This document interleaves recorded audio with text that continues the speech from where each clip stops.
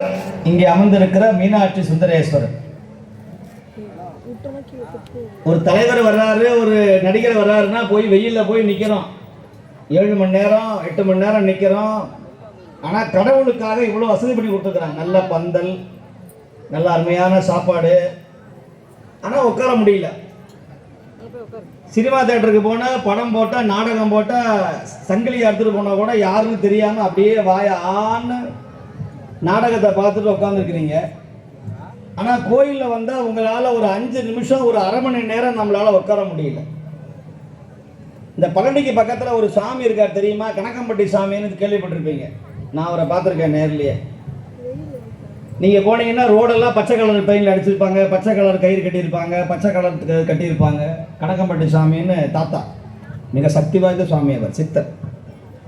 எப்படி நம்முடைய பூண்டி கலசப்பாக்க மகான் மாதிரி அவர் ஒரு பெரிய மகான். அந்த சாமி எப்படின்னா கட்டலில் உட்காந்துருப்பார், வேப்ப மரத்துக்கு கீழே அப்படி உட்காந்துருப்பார். யாராவது ஒருத்தர் போய் பார்க்க போவான், இந்த மாதிரி தாம்பாளத்தில் ஆரஞ்சு ஆப்பிள்லாம் வாங்கிட்டு போய், சாமி அப்படியே கல்யாணம் ஆகலை, குழந்தை இல்லை அப்படின்னா, இந்த சுவாமி அப்படியே ஸ்கேன் பண்ணுவார். அவனுடைய பாவம், கர்ம வினை, அவன் என்னவெல்லாம் பண்ணுனா, நல்லவனா கெட்டவனா, வட்டிக்கு பண்ண விடுறவனான்னு அவனுக்கு தெரியும். உடனே என்ன பண்ணுவார், அவன் பெரிய பென்ஸு காரில் வந்து இறங்குவான். ஏசி இல்லாமல் அவரால் இருக்க முடியாது, இதே மாதிரி வெயில் அடிக்கும். எங்கேருந்துடா வர்ற அப்படிம்பார். சாமி, நான் இந்த ஊர்லேருந்து வர்றேங்க. இந்த அங்கே தெரியுது பாரு அந்த வயல், அந்த காடு, அங்கே போய் எல்லா கல்லையும் அள்ளுடா போடா அப்படிம்பார். இந்த ஆள் முடிப்பான். என்னடா நம்ம இந்த ஆள் வந்தால் ஏதாவது பணம் கொடுப்பாரு, ஜோசியம் சொல்லுவார், ஏதாவது ஏசி ரூமில் உட்கார வச்சா நம்ம ஏதாவது 10,000 ரூபா பணம் தரலான்னு பார்த்தா என்ன போய் கல் அள்ளு குப்பை அள்ளுங்கிறான இந்த சாமியார்னு ஓடுறவன் சில பேர் இருப்பான். சில பேர் உண்மையை ஏதோ சொல்கிறாருன்னு போய் கல்லை அள்ளுவான். பெரிய பணக்காரனுக்கு இந்த விலையை கொடுப்பார். உங்களை மாதிரி பாமர ஜனங்களும் போய் நிற்கும். சாமி, எனக்கு குடிசை வீட்டில் வாழ்கிறேன், எனக்கு கடனாக இருக்குது. இப்பெல்லாம் கடன் வாங்க வேண்டிய, இப்போ தாய்மார்கள்லாம் பயப்பட வேண்டிய அவசியமே கிடையாது. கடனை வாங்கிட்டீங்கன்னா கடன்கார வரும்போது சாமி வந்தால் போதும். பாலகா அப்படின்னீங்கன்னா வேலை முடிஞ்சுது இல்லையா? வாங்கியவன் கொண்டாட நான் இங்கு திண்டாட, கடன் வாங்கினவனை விட கடன் கொடுத்தவன் தான் இப்போ ரொம்ப கவலையில் இருக்கிறான். அதனால் இந்த ஏழைபாளையங்கள்லாம் வரும், சாமி எங்கள் வாழ்க்கையில் ரொம்ப கஷ்டமாக இருக்குது, எங்கேருந்து வர்ற அப்படிம்பார். சாமி, நான் அப்படி கீழ்பண்ணாத்தூர்லேருந்து வர்றேன், சரியான வசதி இல்லை. அப்படியா, இங்கேயே உட்கார், ஏய் பழனிசாமிக்கு வாடா அப்படின்னு கூப்பிடுவார். ஒரு ஃபேனை போடு அந்த அம்மாவுக்கு அப்படிம்பார். சாமி, எங்கே ஃபேனை போடுறது, எப்படியாவது ஃபேனை போடுறா அப்படிம்பார். உடனே நம்ம ஃபேனை போட்டு காத்துவோம். போய் அந்த கடையில் போய் 4 பரோட்டா வாங்கிட்டு வாப்போம் அப்படிம்பார். போய் 4 பரோட்டா வாங்கிட்டு வந்து அப்படி சால்னா அப்படி அவரே பிச்சு போட்டு சாப்பிட்றா. சாமி, இப்போ தாங்க சாப்பிட்டு வந்தேன். ஏய் சாப்பிட்றாங்கிற இப்படி ஒரு விருந்து வைப்பார். யாருக்கு? உண்மையான இருக்கிறவனுக்கு, பக்தனுக்கு நல்ல ஃபேன்லாம் போட்டு தண்ணிலாம் கொடுத்து புரோட்டாவை சாப்பிட வச்சு போயிட்டு வாடா அப்படிம்பார். ஆனால் பாவம் செய்தவன் எவ்வளோ பெரிய பணக்காரனாக இருந்தாலும் குப்பையை பொறுக்கு, கல்லை பொறுக்கு, மண்ணை அல்லுன்னு வேலை வாங்குவார். ஏன் அப்படின்னா, சித்தர்களும் ஞானிகளுக்கும் தெரியும் எந்த இடத்துல கர்மாவை கழிப்பது என்பதற்கு சித்தர்களுக்கு தான் தெரியும். அதனால தான் சித்தன் போக்கு சிவன் போக்கு அப்படின்னு பேர். கொஞ்சம் உட்காந்து அப்படியே சொட்டு நிறைய அப்படியே உடம்பெல்லாம் உஷ்ணமா ஊன் அப்படின்னு உட்காந்துருக்கீங்களே, உங்கள் பாவமெல்லாம் கழியுதுன்னு அர்த்தம். சிவபெருமானுக்காக வந்து ஒரு 2 மணி நேரம் இந்த சூடை தாங்க முடியலன்னு சொன்னால், நம்ம இனிமேல் வாழ்க்கையில் எத்தனை பிரச்சனையை சந்திப்போம். இதை விட கடுமையான பிரச்சனைலாம் வரும், இந்த வெயிலை விட கடுமையான பிரச்சனைலாம் வரும் நம்ம வாழ்க்கையில். அதைத்தான் வள்ளுவர் சொன்னார், அறத்தாறு இதுவென வேண்டா சிவிகை ஊர்த்தானோடு பொறுத்தான் கடை. பல்லக்கு தூக்குறவன் புண்ணியவானா, பல்லக்கில் உட்கார்றவன் புண்ணியவானா? இல்லை அப்படின்னு அவருக்கே தெரியலங்கிறார். எனக்கே தெரியலன்ட்டு போயிடுறார், ஸ்கிப் ஆகிறார். வள்ளுவர் மாதிரி சில பெரியவங்களாம் என்ன பண்ணுவாங்கன்னா, அந்த இக்னோர் ஆகிடுவாங்க. அதாவது தெரியல அப்படின்னு சொல்லிடுவாங்க. என்ன சொல்றாரு, பல்லக்கு தூக்குறவன் புண்ணியவானா, பல்லக்கு சுமக்கிறவன் புண்ணியவானா அப்படின்னு கேட்டா எனக்கு தெரியல அப்படின்னு சொல்றார். இப்போ நாங்கள்லாம் செய்த புண்ணியத்தின் காரணமாகத்தான் அந்த புண்ணியத்தை நாங்களும் அனுபவித்து உங்களையும் அனுபவிக்க வைக்கிற ஒரு நிலைதான் இந்த ஆலயம், இந்த கீழ்பெண்ணாத்தூருடைய சிவாலயம். இந்த கோயிலை கட்டினது பல்லவராஜா. இந்த கோயிலை கட்டி வச்சவர்கள், இதுக்கு சொத்து எழுதி வச்சவங்க ஏதோ பாண்டிய ராஜா. இந்த மாதிரி ஒரு கோயிலை கட்ட முடியாது. ஆனால் இந்த கோயிலை விளக்கரிப்பதற்கு நிர்வாகம் செய்வதற்காக நம்முடைய ஜெயராமையா என்கிற ரெட்டியார் மூலமாக அவருடைய மகனார் நம்முடைய நடராஜன் ஐயா அவர்களுடைய இந்த பொறுப்பை ஏற்று கடந்த இந்த 2-3 வருடங்களாக மிக சிறப்பான இந்த 10 நாள் விழாவை இந்த ஊர் மக்கள் சிறப்பாக வாழ வேண்டும் என்பதற்காக இந்த கீழ்பெண்ணாத்தூரிலே இப்பேற்பட்ட இந்த ஆலயத்தை மிக சிறப்பாக வழிநடத்தி வருகிற ஒரு நல்ல அன்பர் தான் நம்முடைய இந்த கோயிலுடைய தலைவராக இருந்து வருகிறார். அவருக்கு நம்முடைய மனமார்ந்த பாராட்டுக்களை நீங்கள் எல்லாம் தெரிவிக்கணும்.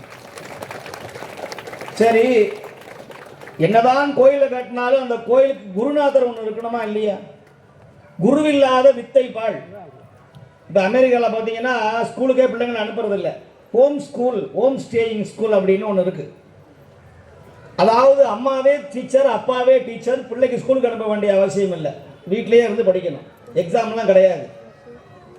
இப்போ அப்படிதான் நம்முடைய ஈஷாவிலையும் அப்படிதான் இருக்கு.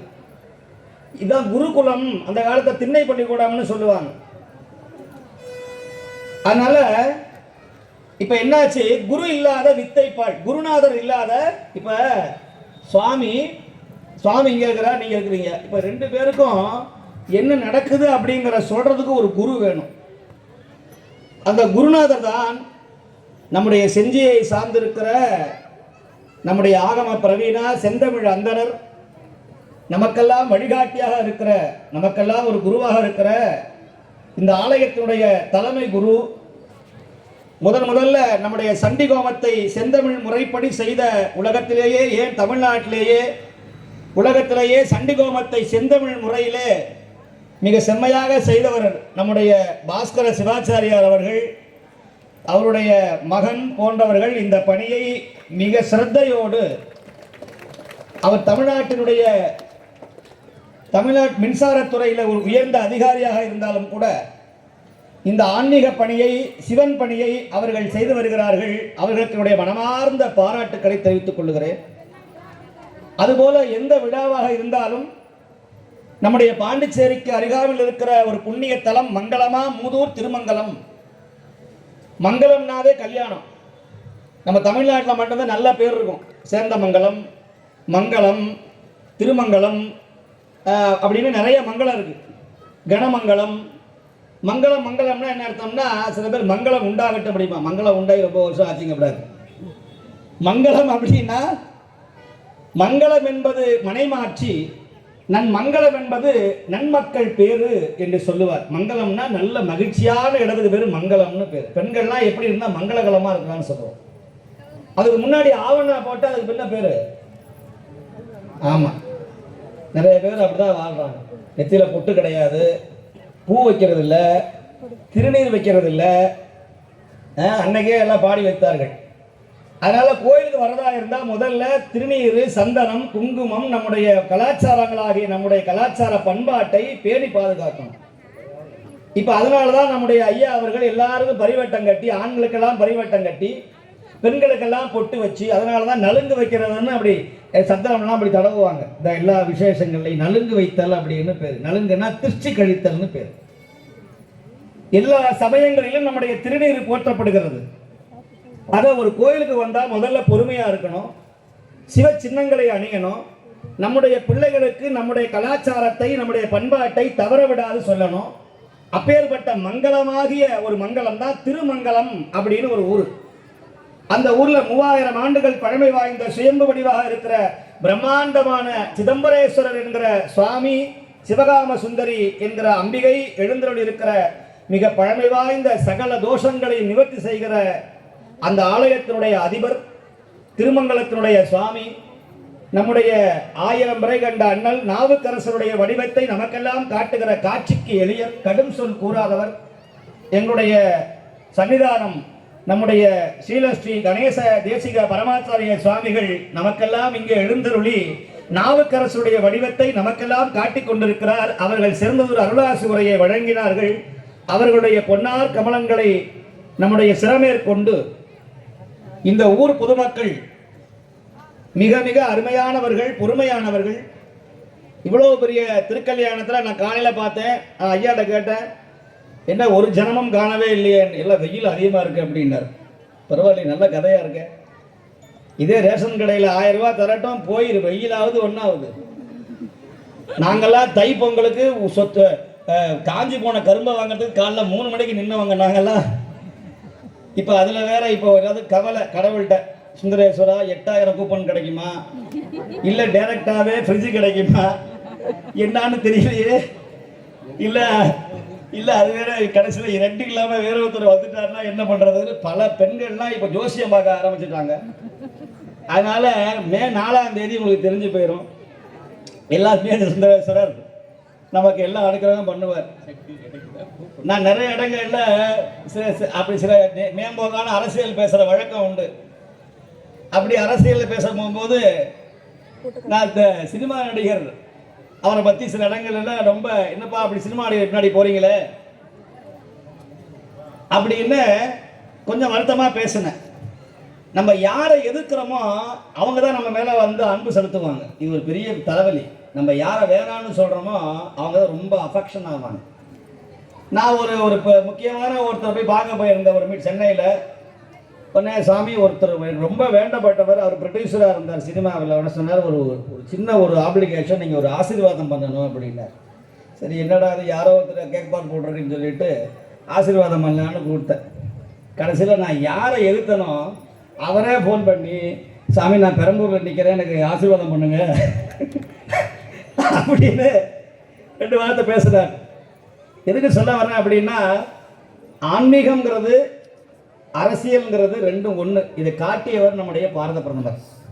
நீங்கள் பாருங்க தெரியும், எலெக்ஷன் வந்ததுன்னா நேராக காசிக்கு போயிடுவார், நேராக கேதாரம் போயிடுவார். இப்போ அதனால தான் இப்போ எல்லாம் ஜெயிக்கணும்னு திருச்செந்தூருக்கே போய் சாமி கும்பிட்றாங்க. அதனால் எங்கே போனாலும் கடைசியில் இங்கே தான் வரணும். ஆன்மீகம் இல்லாமல் நம்முடைய வாழ்க்கையை அனுபவிக்கவே முடியாது. கடவுள் நம்பிக்கை இல்லாதவன், நீ கிறிஸ்துவனாக இரு, இஸ்லாமியராக இரு, இந்துவாக இரு, கடவுள் நம்பிக்கை மிக மிக அவசியம். கடவுள் நம்பிக்கை இல்லைன்னா நம்முடைய சமய பண்பாடு ஒழுக்கம் வராது. எப்படி வேணாலும் வாழலாம் அப்படின்னா உங்கள் பிள்ளையை காப்பாற்ற முடியாது, உங்களுடைய மகனை காப்பாற்ற முடியாது. ஆனால் இதுபோல விழாக்கள்ல இந்த திருக்கல்யாண விழா ஏன் அப்படின்னு சொன்னா, நம்ம தான் சாமி எங்கள் வாழ்க்கையில ஒரே ஒரு தடவை தான் கல்யாணம் ஆயிருக்கு அப்படின்னு வருத்தப்படுறவங்களாம் உண்டு. இனிமே கல்யாணம் ஆகணும்னா ஒன்று 60, அப்புறம் 70, அப்புறம் சாக போகிற நேரத்தில் 80 பண்ணுவாங்க. அதோட சரி, அப்பயும் தாலிலாம் கட்டுறது இல்லை. சில பேர் ரொம்ப வருத்தம், எப்படி இருந்தனா இப்படி ஆயிட்டனே, கொஞ்சம் அவசரப்படாமல் இருந்திருந்ததுன்னா பக்கத்தில் ஒரு பொண்ணு இருந்துச்சு, அந்த பொண்ணை கல்யாணம் பண்ணியிருக்கலாம், அந்த பையனை அதை என் மாப்பிள்ளை துணையாக ஒருத்தர் இருந்தால் அவனை கல்யாணம் பண்ணிக்கலாம்னு எல்லாம் கல்யாண ஆல்பத்தை எடுத்து அப்பப்போ பார்த்துக்கிறது, யாருக்கும் தெரியாமல் பீரோவில் இருந்து. சில பேர் ரொம்ப வருத்தப்படுறாங்க, ரொம்ப அவசரப்பட்டுட்டோம் கல்யாணம் பண்ணிட்டு அப்படின்னு. ஆனால் இந்த சுவாமிக்கு பாருங்க, ஒவ்வொரு வருஷமா ஒவ்வொரு கோயில்லையும் 1000 ஆண்டு 2000 ஆண்டாக திருக்கல்யாணம் பண்ணிக்கிட்டே இருக்கிறோம். சுவாமிக்கு வயசே ஆகிறதில்ல. இந்த வருஷம் எப்படி இருக்கிறாரோ அதே வருஷம் அடுத்த வருஷமும் அப்படிதான் இருப்பார், அதுக்கு அடுத்த வருஷமும் அப்படிதான் இருப்பார், இன்னும் ஒரு 1000 வருஷம் ஆனாலும் அப்படிதான் இருப்பார். ஆனால் நம்முடைய உருவம் தான் மாறிக்கொண்டே இருக்கிறது. முடி நிறைக்குது, பல்லு விழுந்துருது, முகம் சுருங்குது, உடம்பெல்லாம் கருப்பாகுது, கண்ணெல்லாம் தெளிச்சு தெரியாமல் போயிடுது. 30 வயசுல இருந்த உடம்பு 40, 50 நம்முடைய உடம்பு நம்ம கண்ட்ரோல்ல இல்லை. பார்த்தா அப்படி கமலஹாசன் மாதிரி இருந்தவர் கடைசியில் பார்த்தா தொப்பையும் தொந்தியுமா இருந்து, நீ இப்படி ஆயிட்டியாப்பா அப்படின்னா என்ன பண்றது? கால ஓட்டம். இதை சொல்லுகிறார், தொந்தி சரிய மயிரைய வெளியிற தந்த மசைய முதுகைய வளைய ஒரு கை கோல் ஊன்றி வந்த மகளிர் இவன் என நகையாடின்னு அருணகிரி சுவாமி சொல்றார் திருவண்ணாமலையில். அதனால என்றைக்குமே இளமையாக இருப்பவன் யாருன்னு சொன்னா, உள்ளே அமர்ந்திருக்கிற சுந்தரேஸ்வரன், நம்முடைய மீனாட்சி அம்பிகை தான் என்றுமே இளமையாக இருக்கக்கூடியவர்கள். ஏன் இந்த திருக்கல்யாணம் செய்யறோம்னு சொன்னா, உலகத்திலேயே நம்முடைய கல்யாணம் பண்ணும்போது நம்முடைய பிள்ளைகள் அம்மா நம்ம இங்க நானும் சொல்லுகிறேன், என்னுடைய அம்மா அப்பா கல்யாணம் நான் பார்த்துருப்பேனா? பார்த்துருக்க மாட்டேன். ஒன்றும் ஃபோட்டோவில் பார்த்துருப்பேன், இல்லை வீடியோவில் பார்த்துருப்பேன். ஆனால் உலகத்திலேயே பிள்ளைங்கள்லாம் சேர்ந்து அம்மா அப்பாவுக்கு திருமணம் பண்ணக்கூடிய ஒரே நிலை எதுன்னு சொன்னால் அது நம்முடைய மீனாட்சி சுந்தரேஸ்வருடைய இந்த திருக்கல்யாணம் தான். இப்போ பார்க்க போனால் அவர் தான் நமக்கு கல்யாணம் பண்ணி வைக்கணும். ஆனால் நம்ம என்ன செய்கிறோம்? அவருக்கு திருமணம் செய்து வைக்கிறோம். அதுதான் நம்முடைய சுவாமிகள் சொன்னார்கள். இங்கே வந்திருக்கிறவங்கெல்லாம் நிறைய பணம் கொடுத்துருக்குறாங்க, டோனர்ஸ் அப்படின்னு நினைக்கிறோம். இல்லை, யாருடைய காசு ரத்தம் படியாமல் இருக்கிறதோ, யாருடைய காசு அடுத்தவுடைய வியர்வை படியாமல் இருக்கிறதோ, யாருடைய காசு நியாயமாக சம்பாதிக்கப்பட்டதோ அவனுடைய காசைத்தான் சிவன் ஏற்றுக்கொள்ளுவார். அவனுடைய அரிசியைத்தான் இன்று அன்னதானமாக ஏற்றுக்கொள்ளுவார். அவருடைய காய்கறியைத்தான் சிவபெருமான் அன்னதானமாக ஏற்றுக்கொள்ளுவார். அதைத்தான் நம்முடைய ஐயா சொன்னார்கள். ஐயா, என்னால ₹1,00,000 தர முடியாது. உன்னை யார் தர சொன்ன ₹1,00,000? ஒரு பிடி உப்பு வாங்கி கொடுப்பா, அது சாம்பார்ல போடும்போது 1000 பேர் சாப்பிடுவான்பா, அது சிவனுக்கு போய் சேரும். உப்பு வாங்கி உலகத்திலேயே உப்பை மட்டும்தான் மளிகை கடையில் அப்படி பூட்டமாக வச்சுட்டு போவோம். நீங்கள் பார்த்துருக்கீங்களா? தெரியும். மற்றதெல்லாம் வச்சு போடுவான், பாச்ச உருண்டை கூட வச்சு உள்ளே போட்டுவான். ஆனால் உப்பு பண்டலை பாருங்கள், வாசல்லே வச்சுட்டு போயிடுவான். நீங்கள் எந்த மளிகை கடைக்கு வேணாலும் போங்க, ராத்திரி 12 மணிக்கு அந்த வாசலில் உப்பு பண்டல் உள்ளே எடுத்து யாரும் பூட்டுறதில்ல. ஏன் தெரியுமா? உப்பை யாரும் திருடுனா அதோட முடிஞ்சு போச்சு அவன் கதை. அவன் இனிமேல் வாழ்க்கையில் முன்னேறவே மாட்டான். அதனால எந்த திருடன் கூட உப்பை கூட திருடுறது கிடையாது.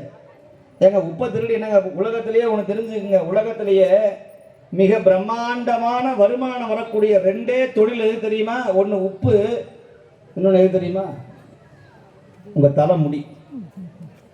நம்முடைய தலைமுடி. ஒரு காலத்துல எல்லாம் பட்டு புடவை இருக்கான்னு கேட்டு காலங்காலத்தில் வருவான்.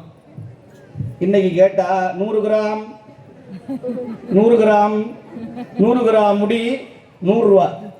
உங்கள் வீட்டுக்காரர் ₹200 தெரியல இருக்குதா? உங்கள் வீட்டுக்காரர் காசு தரலன்னா, செலவுக்கு காசு இல்லைன்னா, நேராக கத்திரிக்கோலை எடுத்துட்டு நல்ல முடியை வளர்த்தி ஒரு 100 கிராம் வெட்டினீங்கன்னா அன்னைக்கு சாம்பார் வச்சிடலாம்.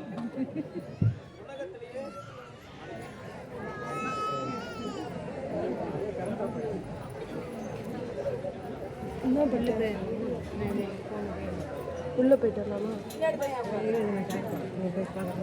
சரி,